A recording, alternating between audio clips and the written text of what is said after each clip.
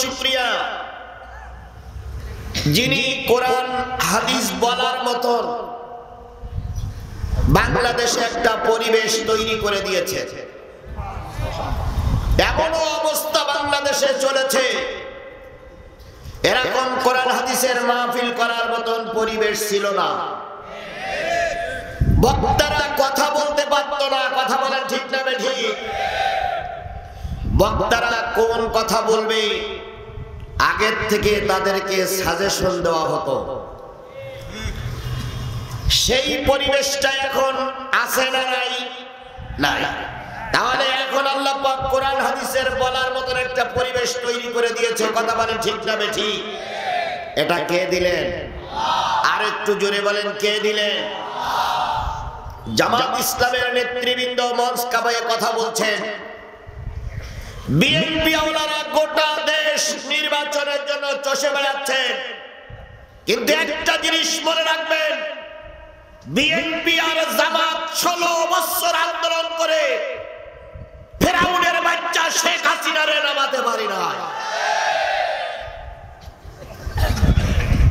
এক পর্যায়ে এমন অবস্থা এসেছিল, বিএনপি জামাতের ভাইরা মাহফিল করতে গেলে কানে কানে বলতো, হুজুর মুসাফির মানুষ দোয়া করেন এ ফেরাউনের বাচ্চা যেন মারা যায়।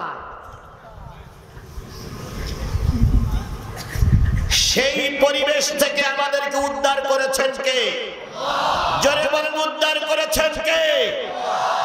আমরা যখন মনে করলাম আমাদের চেষ্টায় আর কাজ হচ্ছে না, আল্লাহ বলল তোমাদের চেষ্টা শেষ, আমার রহমত শুরু।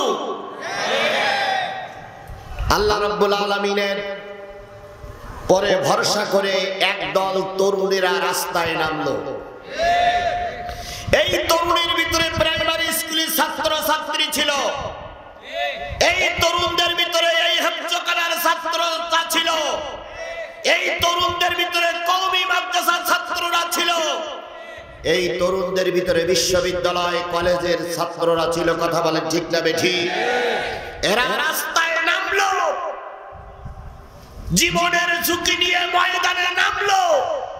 শেষ পর্যন্ত ফেরাউনের বাচ্চা দুপুর বেলার বিরিয়ানি ভাত খাওয়ারও সময় পাইনি, তার আগে বিমানে চড়ে পালিয়ে চলে গেল।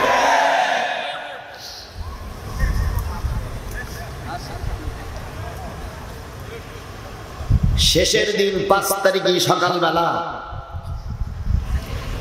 পুলিশরা যেয়ে র‍্যাব যেয়ে হযরত শেখ হাসিনার সামনে বসে গেছে।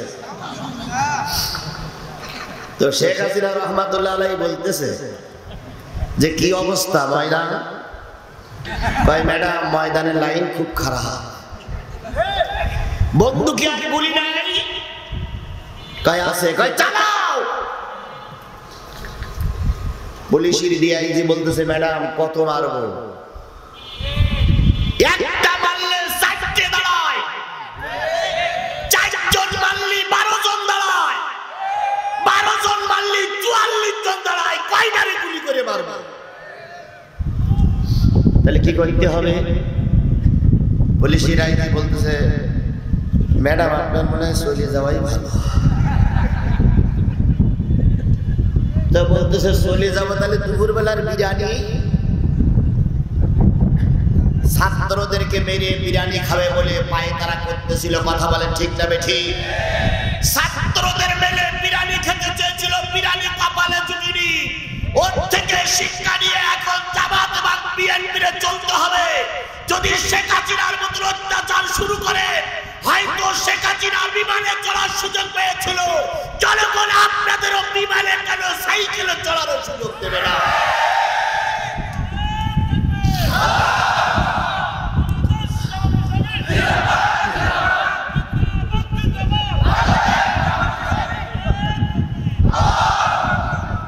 এখনো ক্ষমতায় যেতে পারিনি, তার আগে যা শুরু করেছেন আপনারা, আর ক্ষমতায় গিয়ে কি হবে আল্লাহই ভালো জানে।